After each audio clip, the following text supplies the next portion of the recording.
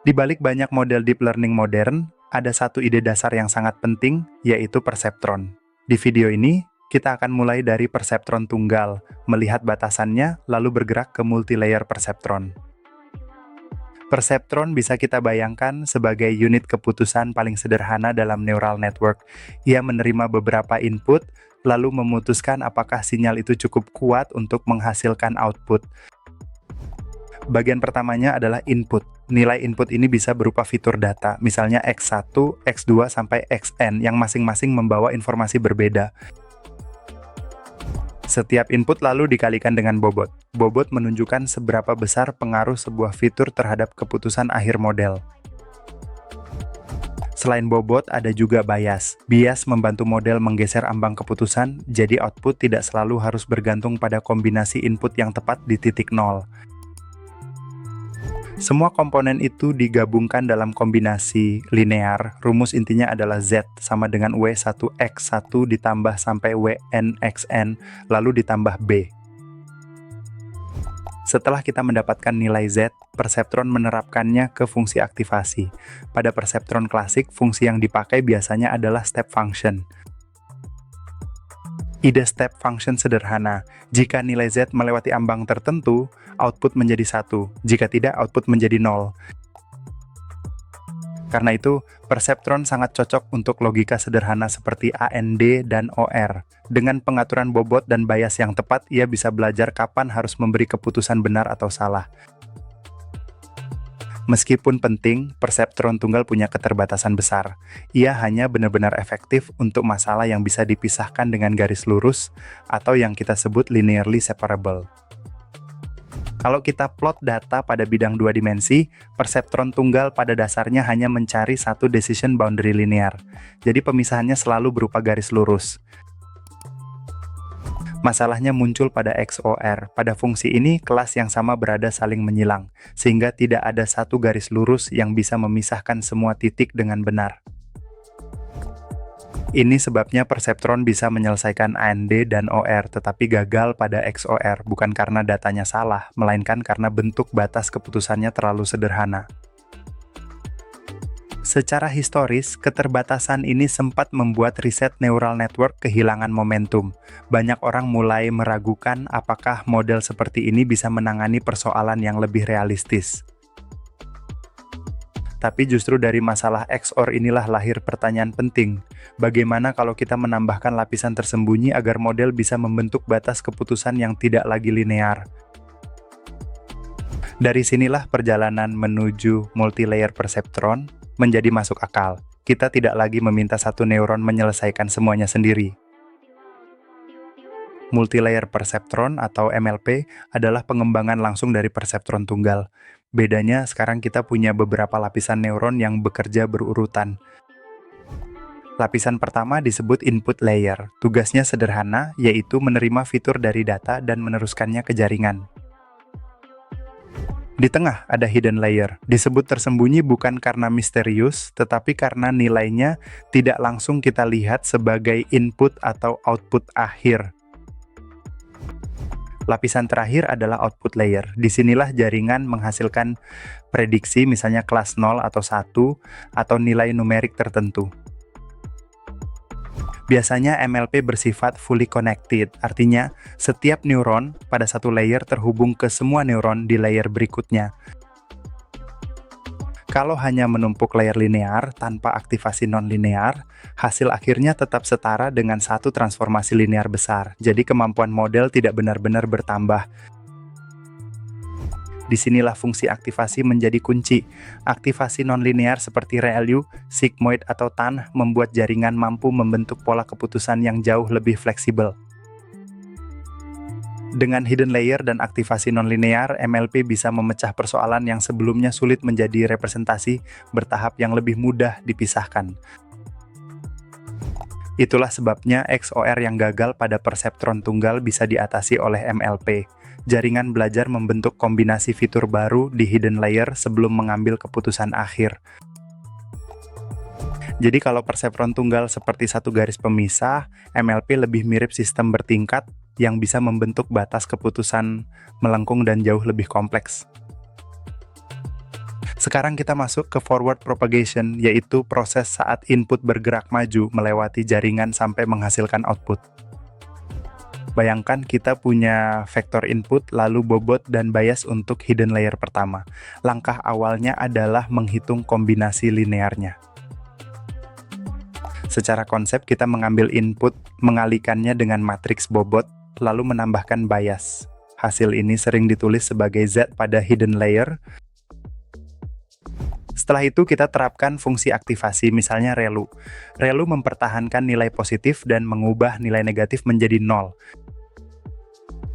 Hasil setelah ReLU bukan output akhir. Nilai ini menjadi input baru bagi layer berikutnya.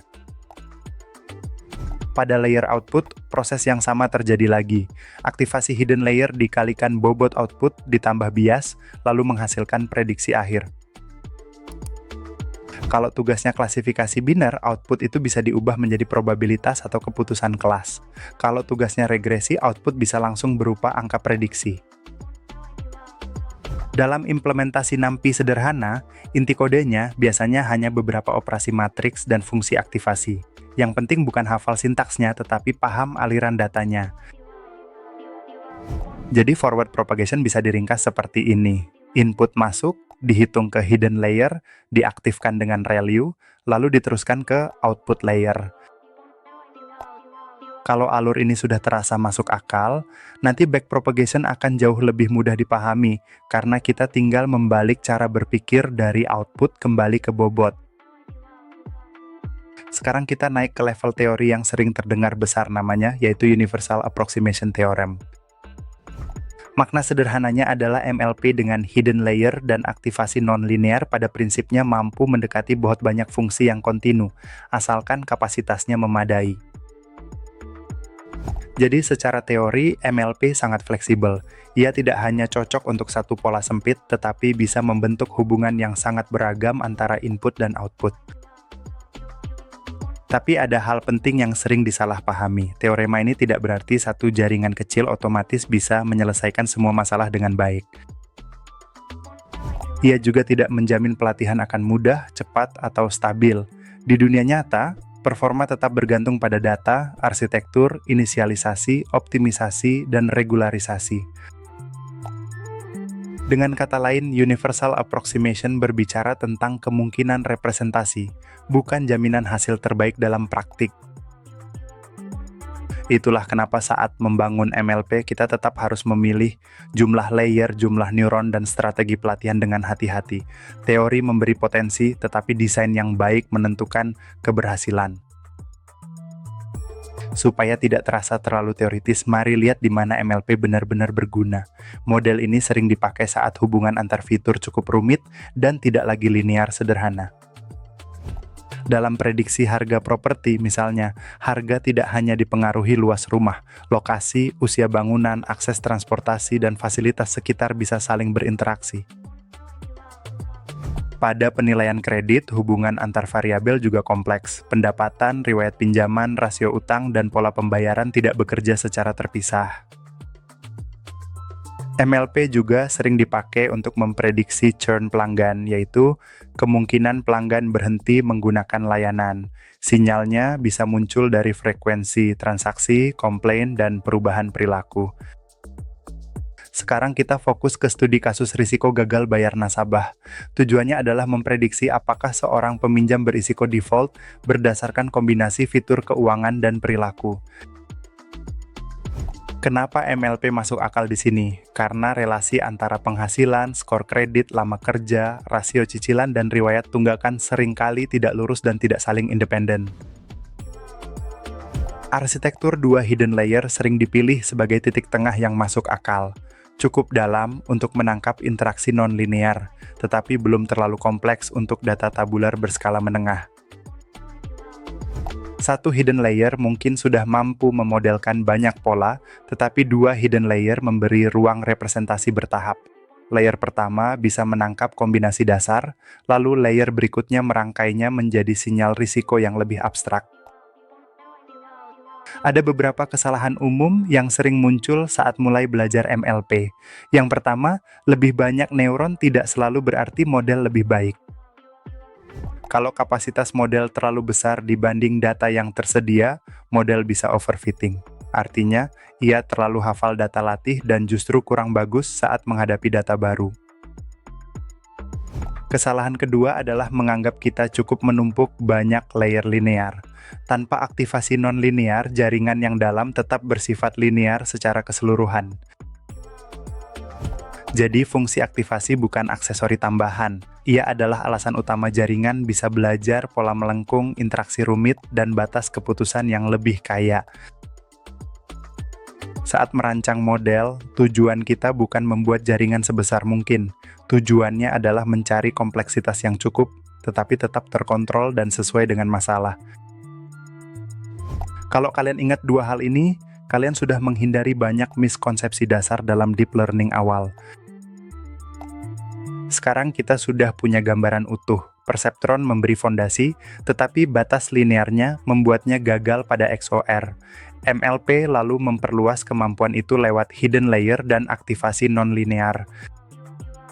Kalian juga sudah melihat forward propagation, makna Universal Approximation Theorem, contoh kasus risiko gagal bayar dan jebakan umum saat merancang jaringan. Coba refleksikan, pada data seperti apa MLP benar-benar dibutuhkan dibanding model linear sederhana. Di praktikum nanti, pertanyaan itu akan sangat membantu saat kalian memilih arsitektur model. Berikutnya kita akan masuk ke backpropagation dan gradient descent, yaitu cara jaringan belajar memperbarui bobotnya. Kalau konsep hari ini sudah terasa jelas, kalian sudah siap untuk memahami proses belajar MLP dari dalam. Sampai di sana, fokusnya bukan lagi struktur jaringan, tetapi bagaimana kesalahan dihitung dan dipakai untuk memperbaiki model sedikit demi sedikit.